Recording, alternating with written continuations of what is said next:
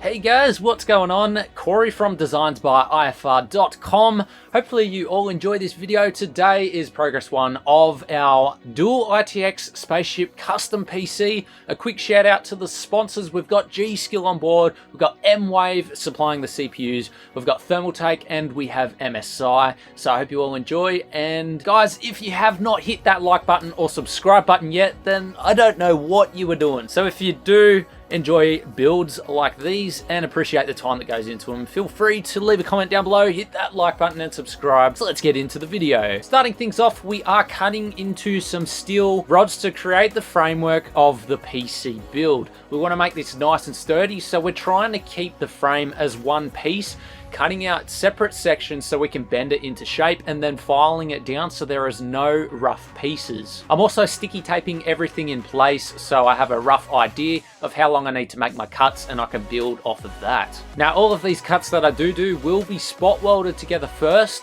and then I will be putting them in place, making sure that it is all nice and square, and then we will finish off the welds. Guys, when using the grinder, there is lots of sparks, lots of bits of metal and stuff flying around, so do use safety glasses if you guys ever do use one of these machines.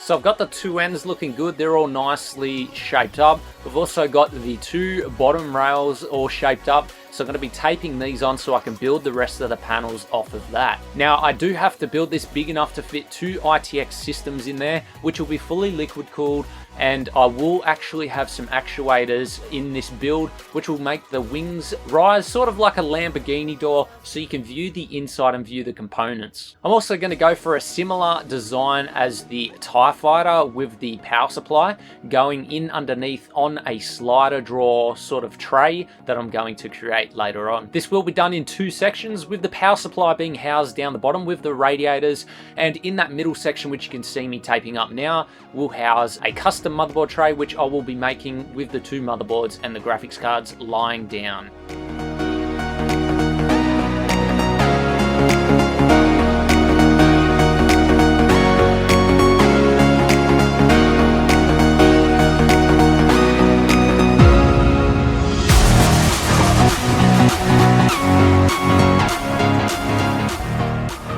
So I have to put these support beams in the middle just to make sure that there is no bending of the sheet metal. The two beams up the top are just to support the wings once I weld them in place.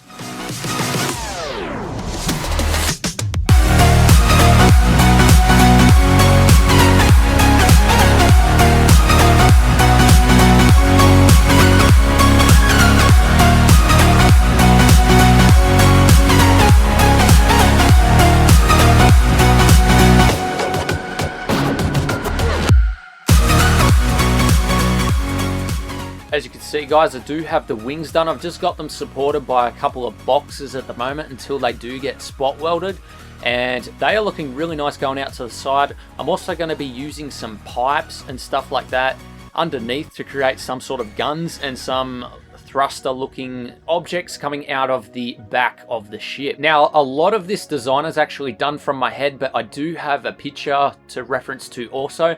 However, I have not built this to sizing off of the picture, so there's a lot of thinking involved in this. However, we're moving along smoothly and it is turning out really nice. I'm thinking about putting the reservoirs at the front where this front section is now that I'm building, and I'll probably make that a pump reservoir combo just to save a bit of space.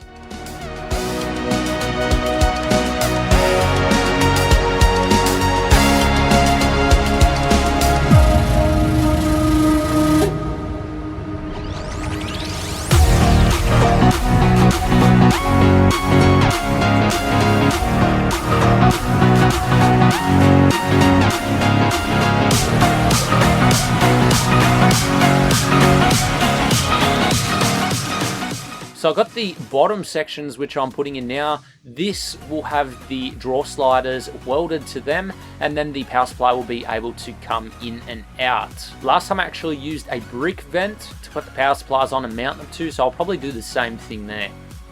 Now what we are doing is we are going to be working on the body of the ship itself. We're going to be bending some metal so it's all one shape. And this is quite easy. I purchased this off of eBay, which is a sheet metal bending jig. It can bend pretty thick metals, so it was perfect for the job.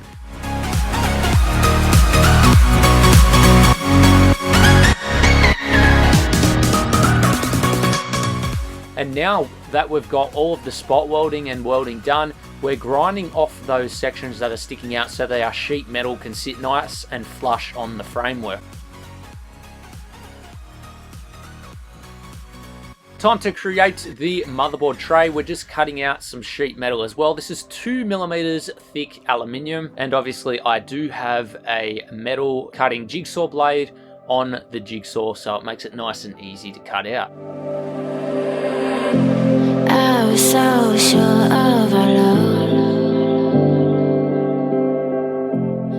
Once it's all cut out, we go ahead with our file, smoothing that down so there's no sharp edges. Do a bit of a test fit in the top layer of the spaceship, making sure that it fits fine. And then we've marked out some of our motherboard standoff holes. We're also tapping them at the moment, creating the thread in there so that the motherboard standoffs can screw in. I'm tapping this from the bottom so that the top threads are not in any way damaged, and these screws will go in like so. Pretty easy, pretty simple. And then we just put our motherboards on there to get the back motherboard standoff on, using our pen to mark that out, and then drilling the hole through. Just like before, so take it easy.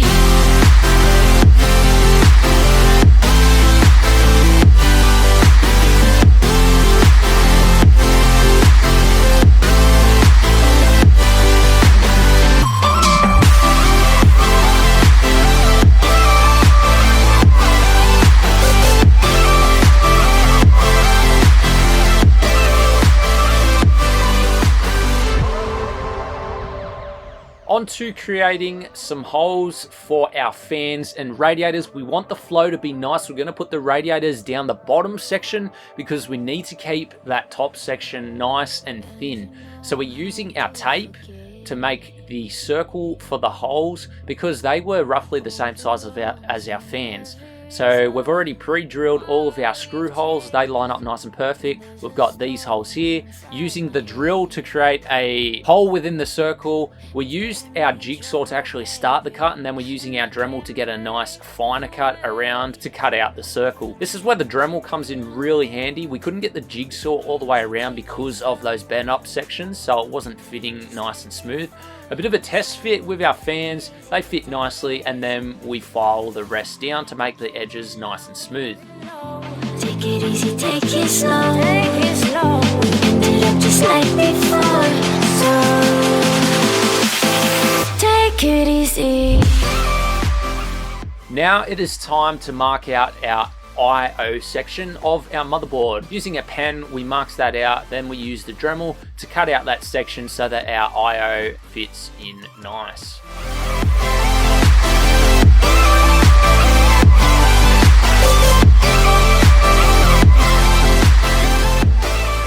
Bit of filing, cleaning that up, bit of a test fit, and you can see that our I/O panel fits in nice and snug and fits onto the motherboard pretty easy.